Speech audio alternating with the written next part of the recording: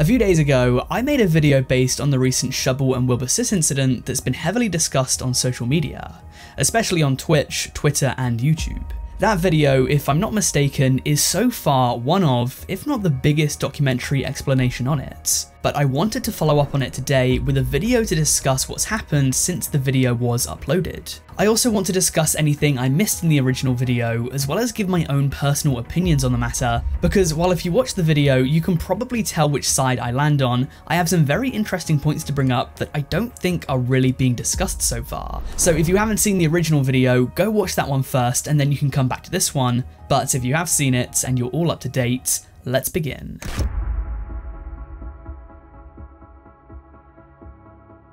So I want to tackle the elephant in the room right away, that being the Jebediah Springfield incident. So if you haven't heard about this before, literally the exact same time as my original video was being uploaded, like within minutes, a viral tweet was posted regarding a development in the Wilbur Soot situation. A Twitter user named Mia Clem Everett responded to a screenshot of Wilbur's Twitch channel stating, "Wilbur unmodding all his mods, including a bot they created to share links to domestic violence resources, then creating an alt account to mod himself has to be the biggest loser moment of 2024, and it's only March." The screenshot shows that the sole moderator within his Twitch chat was an account called Jebediah Springfield 12345. According to other Twitter posts, this was an account created very recently. If you remember back to the original video that I made on the topic, I mentioned that Wilbur's mod team walked out on him. They refused to moderate his chat, saying that without mods, it's impossible for him to go live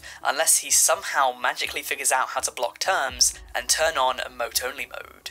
According to other tweets, this mod was also apparently unbanning users that were getting banned for supporting Wilbur. In this tweet, from a now former mod, she notes that she was unmodded, and she witnessed that accounts that were banned for donating had now been unbanned. So who is this mysterious Jebediah Springfield 12345, and why does he have the internet up in arms? Now, if the name Jebediah Springfield sounds somewhat familiar, he's actually a character from The Simpsons, a show that Wilbur has previously expressed his love of. A more direct reference to this situation, however, is that Jebediah Springfield's former partner within The Simpsons is a guy named Shelbyville Manhattan, a clear reference towards Shelby, Wilbur's ex-partner. If the person behind this account was Wilbur, to what extent this character fit a message that he's trying to say is up for debate. Do keep in mind that to the best of my knowledge, this hasn't been confirmed as Wilbur. Some people were saying that it might have been a hacker, which is entirely possible. Apparently, Wilbur's old Soot House partner Matt was also promoted as a mod.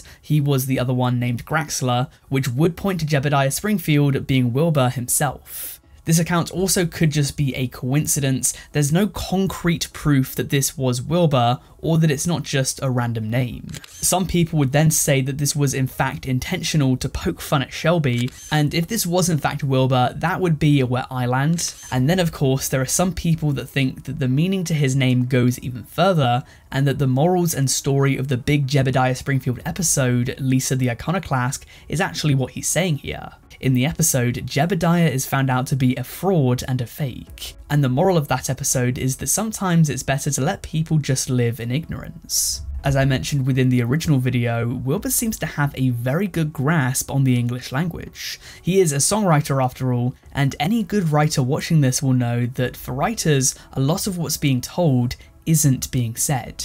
Also, since I began production on this video, I've since been made aware that this mysterious Jebediah Springfield now owns Wilbur's Discord. And so this is either Wilbur himself or someone in whom he trusts implicitly. Also take note that this account was created towards the end of February. This is a burner, not someone who's been around for years on Discord. This is highly suspicious, and if it is in fact Wilbur behind this, and that name is poking fun at Shelby, it would imply that he just doesn't care. In fact, perhaps he even finds it funny. And this would paint a picture much more similar to Shubble's description of this person, and not the persona who we've seen on YouTube and Twitch over the past few years.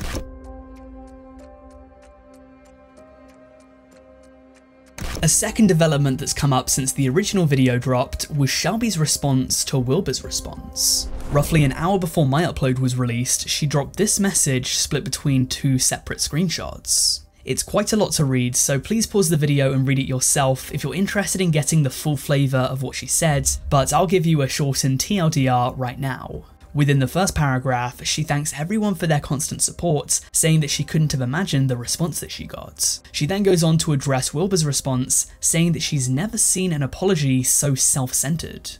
She says that her problem wasn't with being bit, it was with being hurt. She calls him out for his vague and distanced apology for the hurt he caused, and then lambasts him for referring to her as an ex-girlfriend. She then goes on to try and debunk the claim that Wilbur made in his statement. If you need to remember back to his statement, Wilbur said that he had DMs that he chose not to publish that would imply that she consented to biting. Shelby here says that no such consent was ever given, and that written consent over text does not excuse in-person actions. On the second wall of text, she explains how she didn't feel like herself for a long time, and tried to shed some light on how she viewed things while she was still in the relationship. She finishes the statement by saying that you can't treat people like this without consequences. You can't pretend you don't know the harm you caused, and you can't pretend that going to therapy will fix past mistakes. She's also come out to make a statement responding to critics of her story. There are a few creators out there who I'm not going to name that have been making content over the past week or so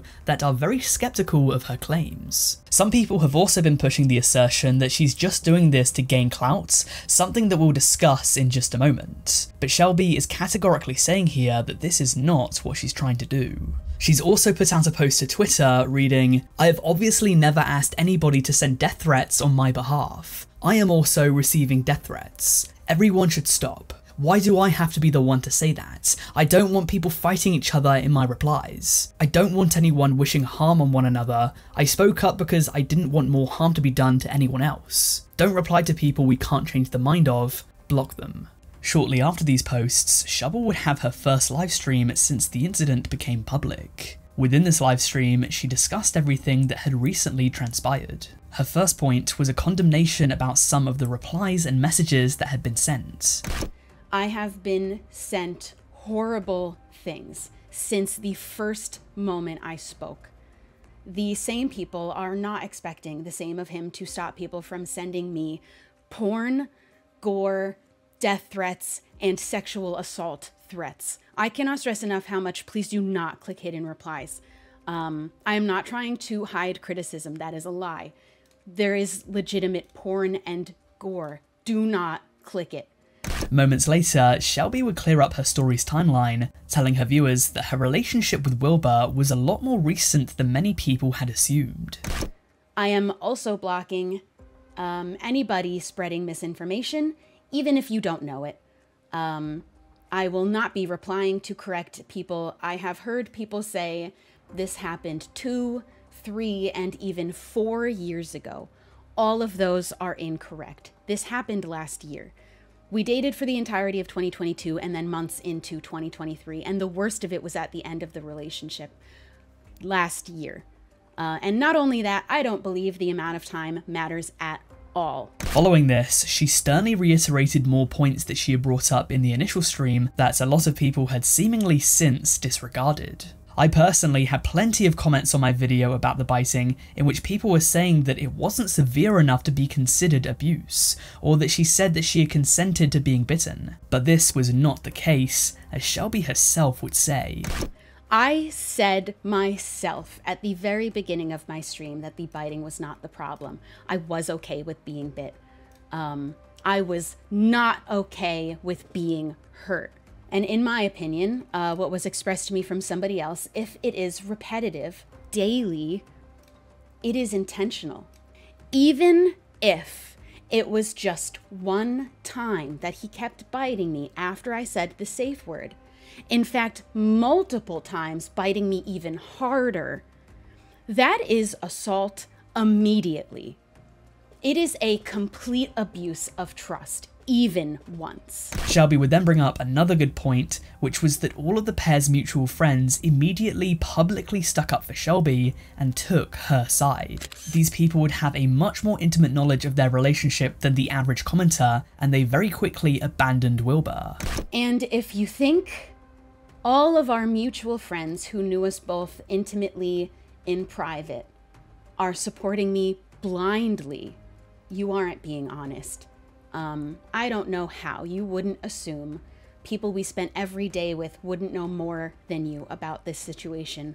You are not entitled to everything that everybody knows.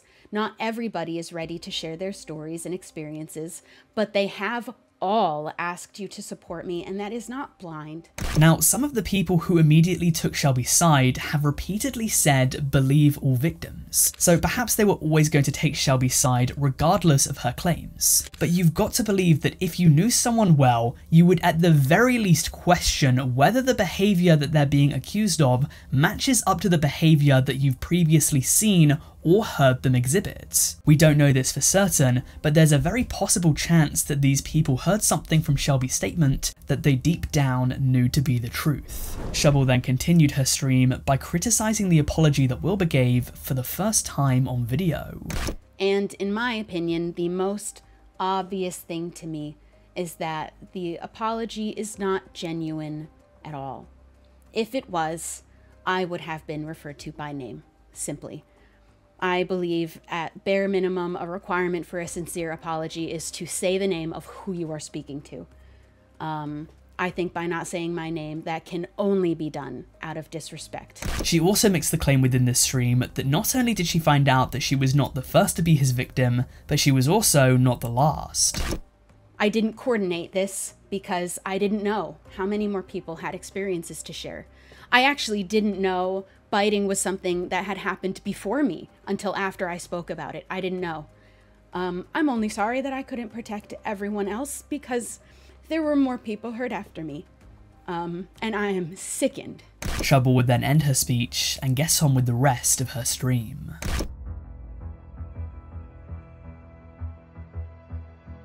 Of course, it wasn't only Shelby's response that's been released since the original video dropped, others have had their say too. I didn't talk about him in the original video, but Philip Watson, better known as Philza, was a longtime friend of Wilbur, and actually one of his closest associates. Himself and Wilbur were oftentimes seen as parental figures within the Minecraft fandom on account of them being much older than the likes of Tommy Innit, Rambo, Jack Manifold, and Tubbo. These two in particular seemed very close to each other, which was why a lot of people were waiting to hear Philza's response. A few days ago, he posted to his Discord this message, which reads, "Hey guys, everyone. I'm sure many of you know Shelby, Shubble, came forward about the abuse she had received at the hands of Wilbur during their relationship. After watching her stream last week, myself and Kristen immediately reached out in DMs to show our support. As you can imagine, I'm deeply saddened by all this. I'm struggling even now to put this all into words. So I ask you please support Shelby and other victims, and I will still do my best to make my streams a safe place for everyone. Believe victims, always." Not too long after that, another creator who was close with Wilbur named Quackity came out with a brief livestream regarding everything that's happened. Within this livestream, he stated that Wilbur would no longer be part of the QSMP, Quackity's multilingual Minecraft server. This next topic is very difficult for me to process, and it's an extremely sensitive thing. I was waiting for the correct time for me, but that can wait no longer. And I need to let everyone know that Wilbur is no longer a part of the QSMP. But it's not just mainstream creators who have shed light on the situation. A former friend of Wilbur's has too. It appears as though this person has since made efforts to try and distance himself from the situation, so I'll just be calling him T for the purposes of this video. On the 27th of February, he had this to say. "I've spoken my thoughts many times over the years, both publicly and privately, on how I feel about that man, and usually made to feel like I was in the wrong for multiple situations and occurrences. Frustrating that this is the situation it took for feelings to ring true. My wording is sloppy here because I'm running on little sleep, and this situation is certainly not about me in any capacity, but these behaviours aren't new and have been observed previously, and I'm upset that he didn't make changes to himself to fix that." Now, T has a channel in which he's previously uploaded multiple videos on Wilbur. He had previously shot a portion of the I'm in love with an e-girl music video, having met Wilbur at university. What was very interesting, however, was that upon seeing his tweets, I went to his channel to see any videos that he and Wilbur had shared together, just doing a bit of research. I found a video in which the two of them were collaborating on camera together. It was one of the most popular videos on his channel, and so I watched that and then went to do some other stuff and closed the tab. When I came back a few hours later, this video had since been deleted, and I thought I missed my chance to download it. However, upon doing more research into this, I was able to find a re-upload of the video that was dated to July 2022. It appears as though T had uploaded this video to his channel in early 2021. Between then and July 2022, he had seemingly privated it, and then between July 2022 and now, he had unprivated it, and once more, just now, he had re-privated it. But back to his tweets, he's posted a few more times in reference towards Wilbur, painting a very different picture to anything that we've been led to believe about the man. He even claimed that what could be expected to be a negative experience with Wilbur was written about in Lovejoy's song Concrete. Some people on Reddit have speculated about what this experience was, but this is neither the time nor the place for that unless T ever comes out with more about it. That post, by the way, has since been deleted. Of course, Justin Minks also responded to the situation afterwards, and although some people will see her as unreliable based upon her past, others think of her more as a whistleblower who's unashamed to speak about her experiences. Within a live stream after the news became public, Minks recounted a party that she went to in which she claims to have witnessed Wilbur yelling and screaming, leaving a girl that Minks didn't name in tears.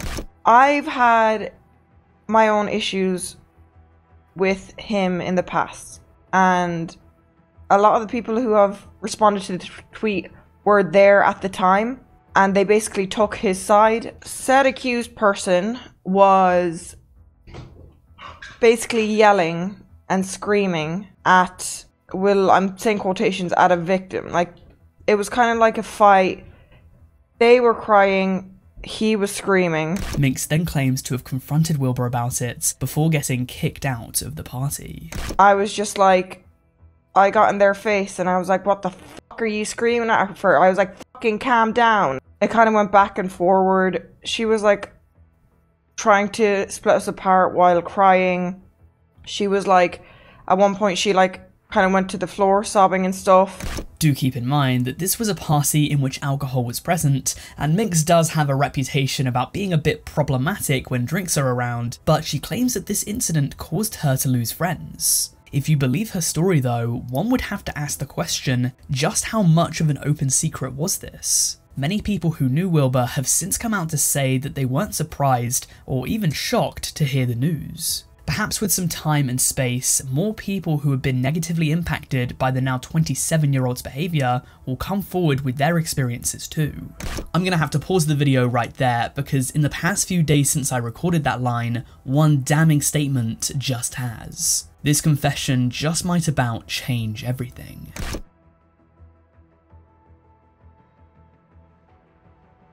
In the last few hours before this video was meant to be uploaded, a woman named Alice came forward on Twitter with a damning statement of her own.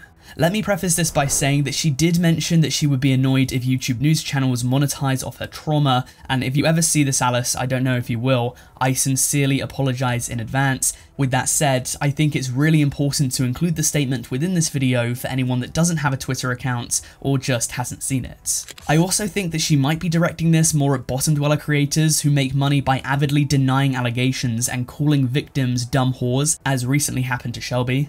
Regardless, Alice left a long statement that I'll link in the description for anyone who wants to read the entire thing, or you could pause the video now to read it all.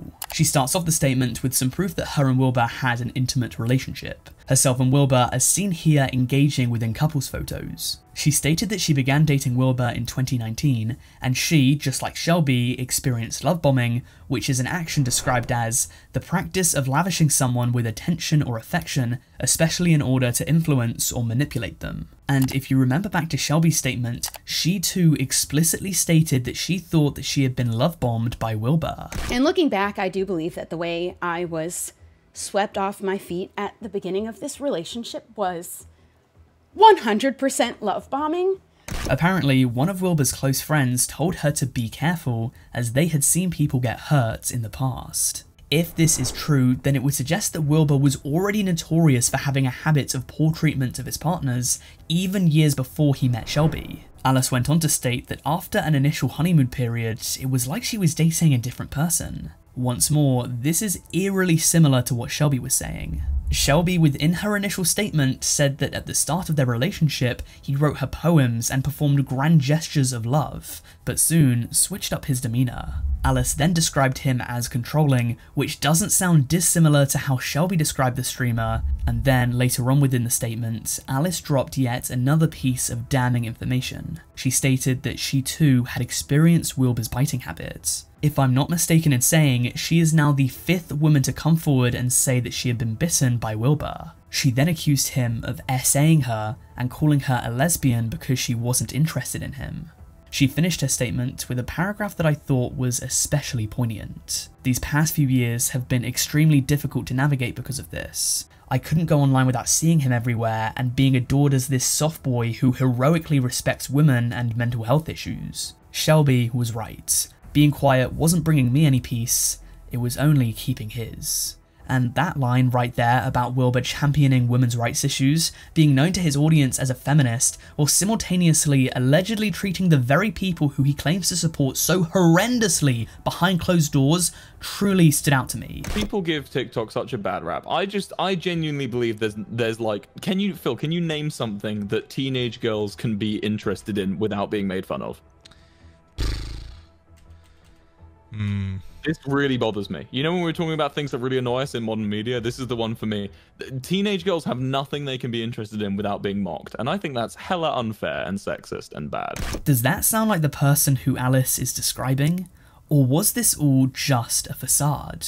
Was his persona merely an amalgamation of what people wanted to hear? I don't know, but with this statement, things are looking even worse for Wilbur's reputation than ever before. This will be my last video on the Wilbur Soot situation, unless something crazy happens at any point regarding it.